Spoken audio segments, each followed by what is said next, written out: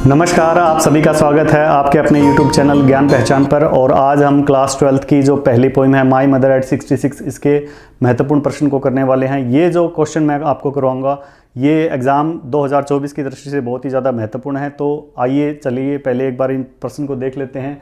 जो ये 7 क्वेश्चंस आपको सामने इस बोर्ड के ऊपर दिखाई दे रहे हैं, आप इनको पढ़ लीजिए। ये बहुत हैं आपके लिए पहली पोइम से। अगर जिस बच्चे ने इन 7 क्वेश्चन को पढ़ लिया वो डेफिनेटली इस पोइम में से चाहे कोई भी क्वेश्चन हो उसको इजीली अटेम्प्ट कर सकता है। दूसरा, आप इन क्वेश्चंस को लर्न तो करोगे ही, लिख कर आप लर्न करना, क्योंकि स्पेलिंग और आपकी जो राइटिंग है इन दोनों का ही आपके रिजल्ट के ऊपर इफेक्ट डलता है, तो इसलिए आपको ध्यान रखना है। तो सबसे पहला जो क्वेश्चन है वो हमारा है brief summary of the poem. It means कि आपको माई मदर एट 66 पोइम की ब्रीफ समरी इसके अंदर लिखनी है। सेकंड क्वेश्चन है what sorts of feelings pass through the poetess mind to see her mother's withered and wizened body. Third question है analyse the poem my mother at 66। Question number 4 what is the kind of pain and एक्ट that the poetess feels. Question number 5 why are the young trees described as sprinting. Question number 6 why has the mother been compared to the late winter's moon. And question number 7 what do the parting words of the poetess and her smile signify. तो ये जो 7 question हैं, मैं आपको एक इसमें छोटी सी बात बताता हूँ। ये 7 क्वेश्चन कंप्लीटली आपके अपनी इस पोइम की समरी के ऊपर डिपेंड करते हैं। जिस बच्चे को ये समरी इजीली आती है लिखनी भी, और जिस बच्चे को ये समझ में आ रही है, तो वो डेफिनेटली इन 7 क्वेश्चन को अटेम्प्ट कर सकता है।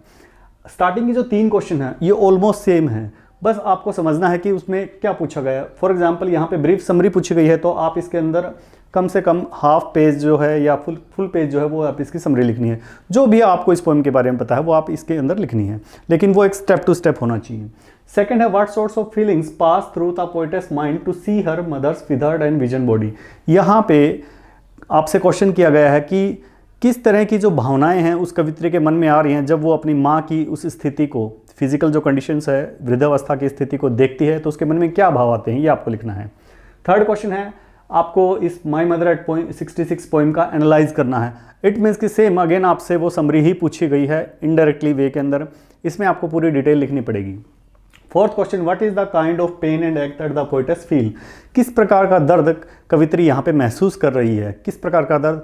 तो आपने पोइम में पढ़ा था कि कवित्री कोचीन एयरपोर्ट पे जा रही थी, ठीक है, वो कोचीन के लिए रवाना हो रही थी अपनी माँ को अकेला छोड़कर।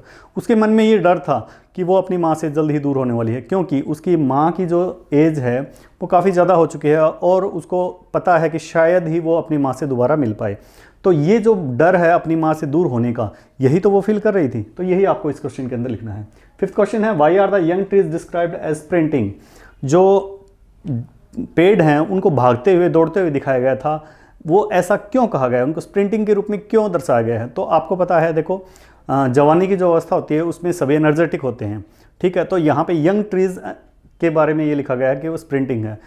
इन कॉन्ट्रेरी उसकी माँ की जो स्थिति है वो वृद्धावस्था की है, तो आप कंपेयर कर सकते हो young age and old age, दोनों के अंदर यहाँ पे कॉन्टेस्ट भी दिया गया है। और यहाँ पे पूछा गया है स्पेशली जो यंग ट्रीज हैं उनको स्प्रिंटिंग क्यों कहा गया है, क्योंकि उनके अंदर काफ़ी ऊर्जा है, एनर्जी है, एनर्जेटिक है वो। Question number 6 why has the mother been compared to the late winter's moon. सर्द रात्रि का जो चंद्रमा होता है उसकी स्थिति आपको पता है वो धुंधला दिखाई देता है, बादलों से घिरा हुआ, मटमेला टाइप में। ठीक वैसे ही उसकी माँ की जो फिजिकल कंडीशन है वो भी दर्शाई गई है, इसीलिए तो उसको कंपेयर किया गया था। नेक्स्ट और last question what do the parting words of the poetess and her smile signify. देखो, जब कवित्री अपनी माँ से अलग हो रही थी तो वो जो पार्टिंग वर्ड्स थे, जो शब्द कहे गए थे उसके द्वारा लास्ट टाइम पे, और स्माइल उसके चेहरे पे जो थी ना, उसका क्या मतलब है, उसका क्या सिंबल, वो किसके सिंबलाइज हैं, ये क्वेश्चन आपसे पूछा गया है। तो आपको ही पता है, देखो अगर हम किसी को फेयरवेल करते हैं तो इसका मतलब हंस के ही विदा करते हैं।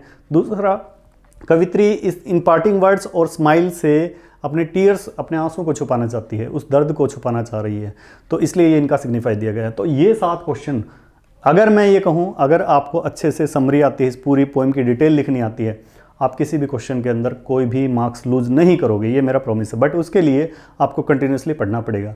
ये छोटी सी मेरी जो वीडियो है, इसमें जो 7 क्वेश्चन मैंने आपको बताए हैं, ये आप लिख के इनको अच्छी तरीके से याद करिए, स्पेलिंग का ध्यान रखिए, राइटिंग अच्छी रखिए। डेफिनेटली आपके एग्जाम के अंदर कोई नंबर नहीं काट सकता, ये मेरा चैलेंज भी है। सेकेंड थिंग, देखो मैं मेहनत कर रहा हूँ तो आपको भी फ़र्ज़ बनता है कि आप अपने इस चैनल को सब्सक्राइब करो, शेयर करो, लाइक करो। इधर आपको जो चैनल दिखाई दे रहा है प्लीज़ इसको सब्सक्राइब करो, ताकि मैं और भी ज़्यादा वीडियो बनाऊँ।